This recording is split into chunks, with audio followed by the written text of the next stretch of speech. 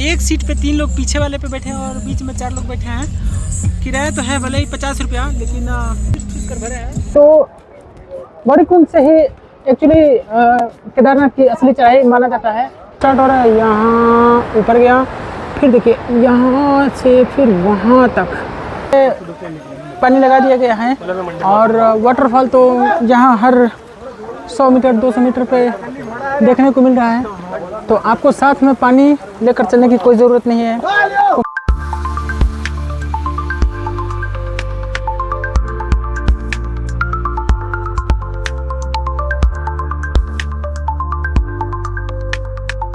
तो मित्रों, हम लोग काफ़ी 2 दिन 3 दिन मेहनत करने के बाद आखिर वो समय आ गया कि अब हम लोग यहाँ से पैदल यात्रा शुरू करेंगे। और इस पैदल यात्रा में हम 4 लोग थे और चारों लोग सफलतापूर्वक यहाँ तक आ गए और यहाँ से अब केदारनाथ की यात्रा करेंगे। और ये जो बंगला है, ये हमारे यहाँ के एक मित्र हैं PWD में नरेंद्र जी, उनके यहाँ अपना सारा सामान और बाइक वगैरह रख कर अब यहाँ से हम लोग यात्रा की शुरुआत करेंगे।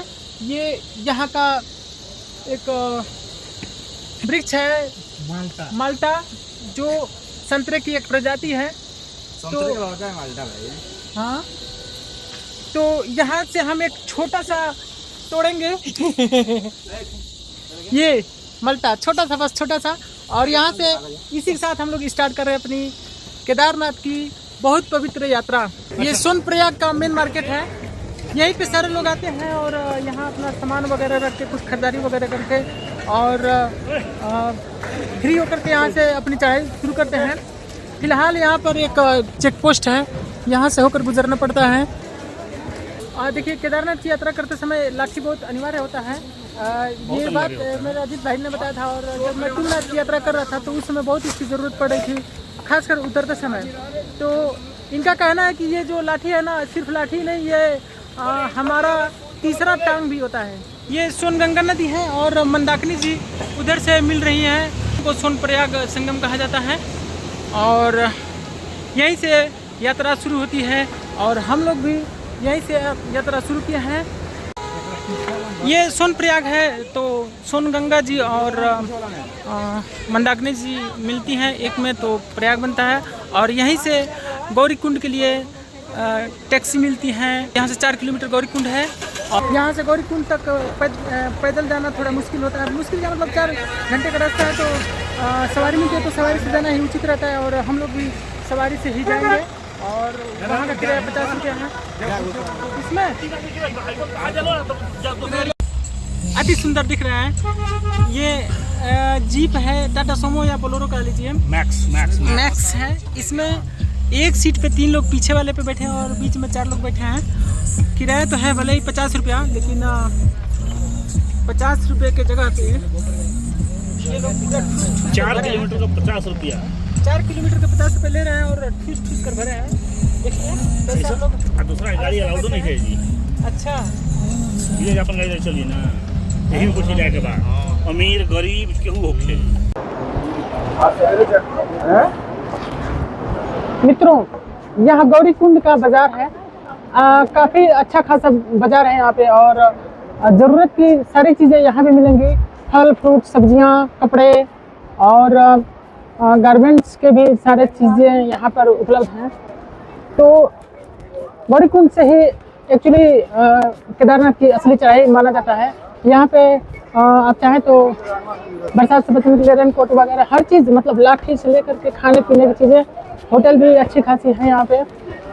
और ये पतली जो गली है, यही गली है वो रास्ता जिस रास्ते से केदारनाथ जी को जाया जाएगा। देख सकते हैं आप, यहाँ रूम और होटल भी हैं। पकवान भी अच्छी खासी यहाँ पर लोगों ने बना रखी है और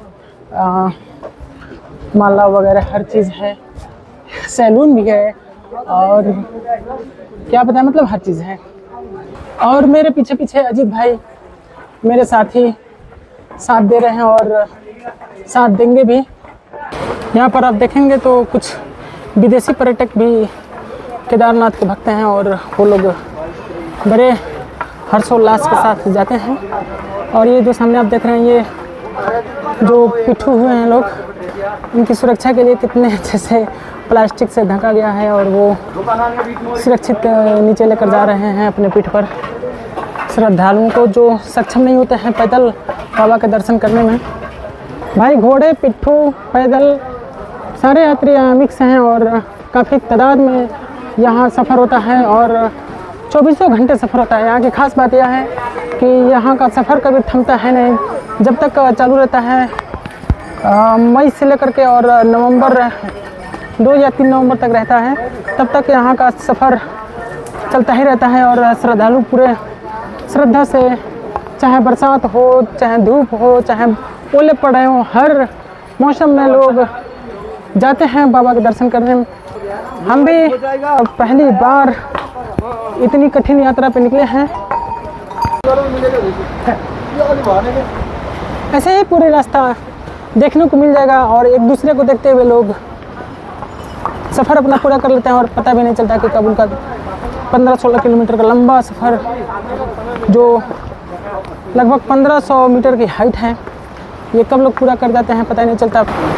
इसी सफ़र के बीच में ये छोटा सा वाटरफॉल जैसा कुछ नज़ारा यहाँ का और काफ़ी सुंदर दिखता हुआ। फ़िलहाल हम लोग अपने सफ़र पे निकलेंगे क्योंकि लंबा रास्ता है तो रुकना है नहीं, रुकना यहाँ मना है और धीरे धीरे हम अपने सफ़र को आज देखते हैं कितना दूर तक तय कर पाते हैं। सफ़र तो है 15-16 किलोमीटर का, मगर हम निकले हैं थोड़ा लेट में। ये बीच में वाटरफॉल मन को प्रसन्न करते हुए। भाई देखिए, एक बात है यहाँ पे, मुझे सबसे ख़ास बात यहाँ ये लगी कि अच्छा कितनी भी चिड़चिड़ाती गर्मी से उब गए हों, यहाँ आएंगे तो आपको हमेशा बारिश मिलेगा। और मेरे हिसाब से ज़्यादातर लोगों को बरसात काफ़ी पसंद है। अगर बरसात का मज़ा लेना हो और मौसम का मज़ा लेना हो तो भी आप केदारनाथ की यात्रा कर सकते हैं। 2 कार्य हो जाएगा, एक तो आप बाबा के दर्शन भी कर लेंगे और आपका 3-4 दिन 5 दिन जो गर्मियों से पक चुके हैं उसमें आपको राहत मिल जाएगी। तो देखा आपने, ये हेलीकॉप्टर है।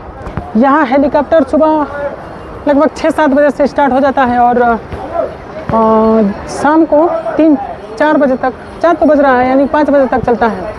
और मेरे हिसाब से हर 2 मिनट पे वहाँ लैंड करता है या 1 मिनट पे वहाँ लैंड करता है।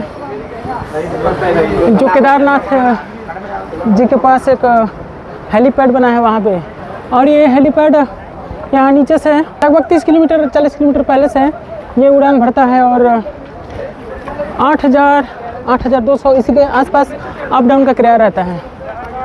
और एक साधन वो भी है केदारनाथ जी के पास जाने का। लेकिन समस्या यह है कि इसका रजिस्ट्रेशन, इसका टिकट बहुत पहले बुक कराना पड़ता है और वो IRCTC की वेबसाइट पे होता है। आप चाहें कि यहाँ आकर के हम टिकट ले लें तो वो मुश्किल है, वो नहीं मिलेगा। तो अगर आपका हेलीकॉप्टर से आने का प्लान है तो आप पहले बुकिंग कर लें, फिर उसके हिसाब से यहाँ पर आएँ।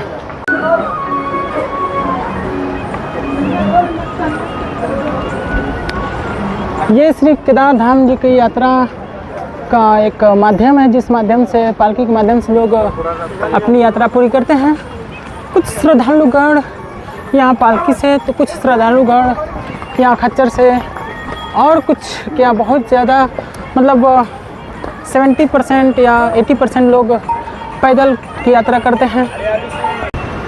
ये देखिए इतना हाइट ज़्यादा है और वहाँ से ये घोड़े कितनी आसानी से उतर कर आ जा रहे हैं। यहाँ पर घोड़ों के जो प्रदर्शन है वो काफ़ी लाजवाब है। अजीत भाई थोड़ा ज़्यादा ही स्लो हो जा रहे हैं, क्योंकि एक्चुअली उम्र भी हो गई है 42 साल और ऑफिस में बैठकर काम करते हैं तो थोड़ा जल्दी थक जा रहे हैं। वैसे यहाँ के नज़ारे मुझे रोक रहे हैं जिससे कि मैं उनकी प्रतीक्षा कर सकूं। नज़ारे कुछ ऐसे हैं, देख सकते हैं आप, इधर एक वाटरफॉल आ रहा है नीचे और एक बड़ा सा वाटरफॉल इधर से आ रहा है। भाई साहब इसको मैं थोड़ा जूम करूँगा तो आप समझ पाएंगे कितना अच्छा वाटरफॉल है। ये देखिए यहाँ से स्टार्ट हो रहा है वाटरफॉल, यहाँ से स्टार्ट हो रहा है, यहाँ ऊपर गया, फिर देखिए यहाँ से फिर वहाँ तक काफ़ी लंबा है। ये वाटरफॉल इतना ऊपर जा रहा है और ऐसे ऐसे, वाह क्या नज़ारे। और एक वाटरफॉल इधर से आ रहा है और ये दोनों मिल करके यहाँ से थोड़ा बड़ा नदी का रूप ले रही हैं। जहाँ गौरीकुंड अभी 1.5 किलोमीटर हुआ है, मतलब गौरीकुंड से निकले हुए, और बीच बीच में छोटे छोटे दुकानें दिख जाएंगी आपको, जहाँ पे पराठे, मैगी, चाय, ये सारी चीज़ें मिलेंगी। मैगी यहाँ 50 का मिल रहा है और चाय 20 का मिल रहा है। तो एक तरह से ठीक भी है, कोई महंगा भी नहीं है, क्योंकि इतनी ऊपर पहाड़ पे अगर कुछ मिल रहा है तो अच्छी बात है। अगर बजट कम है तो थोड़ा कम यूज़ करिए, अगर बजट ठीक ठाक है तो खाते पीते आराम से चलिए। यहाँ पर सुलभ शौचालय भी बनाया गया है। भाई देखिए, एक बात बताना चाहता हूँ आपको, ये जो खच्चर की सवारी है ना, ये भी ऐसा मत समझिए कि 5,000, 6,000, 7,000 दे करके आप आसानी से यात्रा कर लेंगे। इसके लिए भी वो चाहिए, हिम्मत चाहिए और दर्द झेलने की क्षमता चाहिए, क्योंकि इसमें भी बैठने पे ना किसी का मुंह मैं देख रहा हूँ सीधा नहीं है। ऐसा लग रहा है कोई प्रेशर है चेहरे पे, और ये लोग भी वो दर्द महसूस कर पा रहे हैं जो लोग पैदल जा रहे हैं, क्योंकि इसमें बॉडी का बैलेंस बनाना भी बहुत ज़रूरी होता है। कमर में भी काफ़ी जोर पड़ता है और पीठ पे। यहाँ पर विशेष चेतावनी दी गई है जिला प्रशासन द्वारा कि यात्रा के दौरान पानी पीते रहें और धीमी गति से विश्राम करते हुए चलें। तो मित्रों, हम लोग भी इसी चीज़ का पालन करते हुए पानी चाय पीते हुए धीरे धीरे चल रहे हैं और विश्राम भी कर रहे हैं। इस लगभग 2 किलोमीटर की यात्रा में हम लोग लगभग 10 से 12 बार आराम कर चुके हैं। भले ही वो छोटी है मगर है, 1 मिनट रेस्ट ले रहे हैं, लेकिन ले रहे हैं। इससे क्या होता है कि आपका स्टेमिना बना रहता है और मांसपेशियों पे ज़्यादा जोर नहीं पड़ता है, जिससे आप लंबी दूरी तक यात्रा कर सकेंगे। अगर कोई हड़बड़ाहट किए और जल्दबाजी किए तो बीच में आपका पैर जवाब दे देगा, आपकी हिम्मत जवाब दे देगी और आपको इमरजेंसी खच्चर या पालकी करना पड़ेगा। तो आप यात्रा का मज़ा नहीं ले पाएंगे। ये अभी लाठी से हम इस घोड़े से बच गए, मेरे ठीक सामने आ रहा था। तो इस लाठी पे एक बहुत अच्छी कविता है, दोहा है, जिसे वो अजीत भाई अभी बताएंगे। यहाँ जगह जगह पानी पीने के लिए ऐसे पाइप से पानी लगा दिया गया है, और वाटरफॉल तो यहाँ हर 100 मीटर 200 मीटर पे देखने को मिल रहा है। तो आपको साथ में पानी लेकर चलने की कोई ज़रूरत नहीं है, क्योंकि उससे वज़न ही बढ़ेगा और कोई फ़ायदा विशेष मिलेगा नहीं। लाठी में गुण बहुत है सदा राखिए संग, गहरो नद नारो जहाँ तहाँ बचावे अंग, तहाँ बचावे अंग झपट कुत्ते को मारे, दुश्मन दावा गिर हो तिनहू को झारे, कह काका कबीराय सुनो धूरी के बाठी, सब हथियारन छाड़ी हाथ में लीजिए लाठी। आदमी मिट्टी का बना हुआ है ना, अच्छा तो धूल के इंसान, हाँ। सब हथियारन छाड़ी हाथ में लीजिए लाठी। अच्छा, तो सभी हथियारों को छोड़ के ये लाठी लीजिए, साथ में लेकर चलने में भी आसान होता है और ये काफ़ी सुरक्षित भी होता है। अभी हम लोग 1.5 घंटे की यात्रा में बिना घबराए हुए आराम से इन खच्चरों से बचते बचाते इत्मीनान से चल रहे हैं। तो 2.5 किलोमीटर यात्रा कर चुके हैं, 16 किलोमीटर टोटल दूरी है। तो इस हिसाब से हम लोग 10 से 12 घंटे या 14 घंटे में आराम से केदारनाथ पहुंच जाएंगे। अभी थोड़ी देर पहले मैं समझ रहा था कि 70% लोग पैदल हैं, लेकिन इन खच्चरों की भीड़ और इस पे हो रहे सवारी को देखकर मुझे ऐसा लग रहा है कि 50-50 है। 50% लोग या 40% लोग खच्चर पे यात्रा कर रहे हैं और बाकी 60% लोग पैदल यात्रा कर रहे हैं। पूरे रास्ते खच्चरों ने तबाही मचा रखी है। ये एक बात मुझे अच्छा नहीं लगा। ये गौरी कुंड हम लोग आए हैं 2.5 किलोमीटर चल करके, और ये घोड़े को दाना खिलाया जा रहा है। कुछ घोड़े खाली आ रहे हैं तो कुछ घोड़े सवारी लेकर आ रहे हैं। और भाई साहब देख सकते हैं परसेंटेज घोड़ों की और पैदल यात्रियों की। एक बात यहाँ और बढ़िया चीज़ ये है कि सफ़र बहुत लंबा है और 24 घंटे यहाँ श्रद्धालुगण यात्रा करते हैं। तो रात में चलने के लिए बीच में ये लाइट की बहुत उत्तम व्यवस्था की गई है, जिससे कि पूरी रास्ते में बिना किसी डर के, बिना किसी भय के आराम से लोग अपना सफ़र तय कर रहे हैं। वहाँ तुंगनाथ में ऐसी नहीं थी। तुंगनाथ में मोबाइल का फ्लैश जलाकर हम लोग उतरे थे, रात हो गई थी। लेकिन यहाँ पूरा रास्ता हम देख रहे हैं तो ये लाइट है। मगर भाई साहब सच बोलूँ तो ये लीद की जो महक है ना, तंग करके रख दिया है। बहुत भयंकर बांस आ रही है और मुझे उम्मीद है कि पूरा रास्ता ये बांस मिलेगी जो खच्चर द्वारा लीद निकाला जा रहा है, और इससे छुटकारा नहीं मिलेगा। तो इसी बीच हम लोगों को चलना पड़ेगा। शाम के 7:15 हुए हैं। केदारनाथ के रास्ते में हम लोग हैं और यहाँ के नज़ारे आप देख सकते हैं। चारों तरफ लाइटें हैं और यात्रीगण पैदल, पालकी और घोड़ों की मदद से अपने सफ़र को पूरा कर रहे हैं।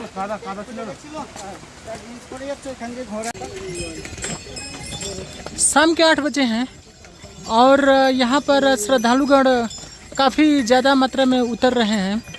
और अगर उतरने का प्रतिशत हम देखें तो लगभग 80 से 90% लोग खच्चर से ही उतर रहे हैं, क्योंकि ये 16 किलोमीटर की चढ़ाई है और वो चढ़ाई पूरा करने के बाद इतने ज़्यादा लोग थक जाते हैं कि पैदल उतरने में काफ़ी दिक्कत होती है, जिस वजह से ये लोग खच्चर का सहारा लेते हैं और खच्चर से उतरते हैं। रात के 9 बज रहे हैं और बीच में ये एक वाटरफॉल देखने को मिल गया, बहुत खूबसूरत। और 6 किलोमीटर की यात्रा करने में हम लोगों को लगा है 5 घंटे। इसी 5 घंटे के अंदर ये खूबसूरत वाटरफॉल। रात के बज गए हैं 9 और थोड़ा सा भूख महसूस हो रहा है, तो थकान भी हो रही है। तो थोड़ा यहाँ पे एक दुकान दिखा है, वैसे रास्ते में तो कई जगह दुकान दिखा है। तो यहाँ पे हम लोग पराठे खाने वाले हैं जो 60 रुपये का एक मिल रहा है। इतनी हाइट पे अगर पराठे मिल रहे हैं 60 रुपये के एक, तो वो भी ठीक ही है। साथ में बेंगलुरु से 3 फ्रेंड मिल गए हैं। बेंगलुरु कर्नाटका से। नाम प्लीज़ बता दीजिए अपना। शशि कुमार जी। और आप? मनोज कुमार। भैया का नाम मनोज कुमार है। अनीश कियार भैया, ठीक है। मिल गए इन लोगों से, बहुत अच्छा लगा और काफ़ी फ्रेंडली लोग हैं।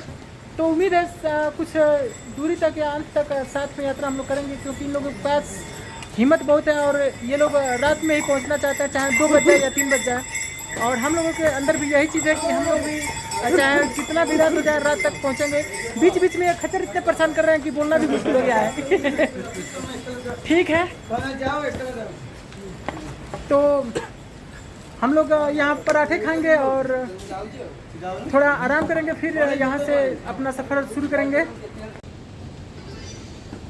ये पराठे और कुछ अचार नीचे जैसा है या नहीं, अच्छा है, बढ़िया है।